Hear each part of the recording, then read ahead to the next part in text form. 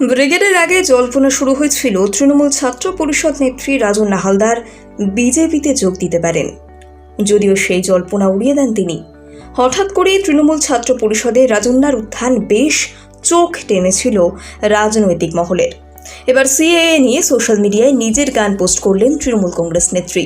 জনপ্রিয় গান নিঠুর মনোহরের সুরে সিএএ নিয়ে গান বেঁধেছেন তিনি। সোশ্যাল মিডিয়ায় সেই গান শেয়ার করেছেন তিনি। মোদী সরকারের নাগরিকত্ব আইন কার্যকর করার প্রতিবাদে সরব হয়েছেন তৃণমূল কংগ্রেস।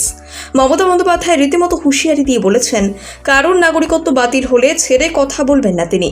নাগরিকত্ব আইন পরিকল্পনা করে ভোটের আগে কার্যকর করা হয়েছে বলে অভিযোগ করেছিলেন মমতা বন্দ্যোপাধ্যায়। সে কারণে রাজ্য জুড়ে ধিক্কার মিছিলের কর্মসূচি ঘোষণা করে তৃণমূল কংগ্রেস। কিছুতেই বাংলায় কোনো ডিটেনশন ক্যাম্প তিনি হতে দেবেন না বলে হুঙ্কার দিয়েছিলেন।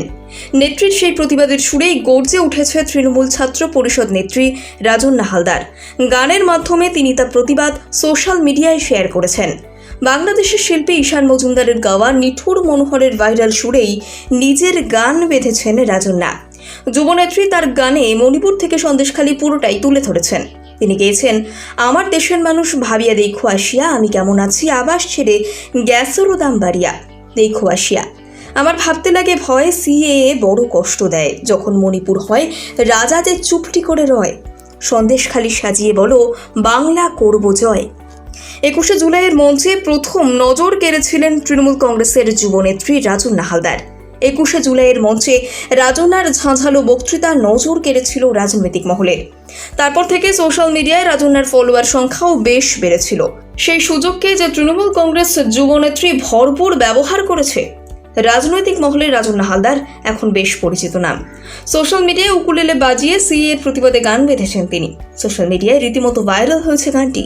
সিএএ নিয়ে দলের অবস্থান গানের মাধ্যমে প্রকাশ করেছেন তৃণমূল যুব কংগ্রেস নেত্রী। সিএএ থেকে সন্দেশখালী হয়ে মণিপুর ইস্যুতেও মোদী সরকারকে বিঁধেছেন তিনি।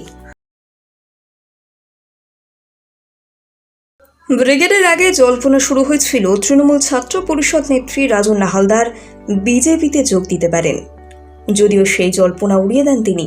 হঠাৎ করেই তৃণমূল ছাত্র পরিষদে রাজন্নার উত্থান বেশ চোখ টেনেছিল রাজনৈতিক মহলের। এবার সিএএ নিয়ে সোশ্যাল মিডিয়ায় নিজের গান পোস্ট করলেন তৃণমূল কংগ্রেস নেত্রী। জনপ্রিয় গান নিঠুর মনোহরের সুরে সিএএ নিয়ে গান বেঁধেছেন তিনি। সোশ্যাল মিডিয়ায় সেই গান শেয়ার করেছেন তিনি। মোদী সরকারের নাগরিকত্ব আইন কার্যকর করার প্রতিবাদে সরব হয়েছেন তৃণমূল কংগ্রেস।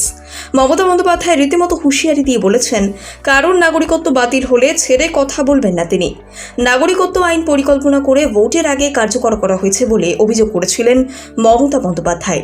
সে কারণে রাজ্য জুড়ে ধিক্কার মিছিলের কর্মসূচি ঘোষণা করে তৃণমূল কংগ্রেস।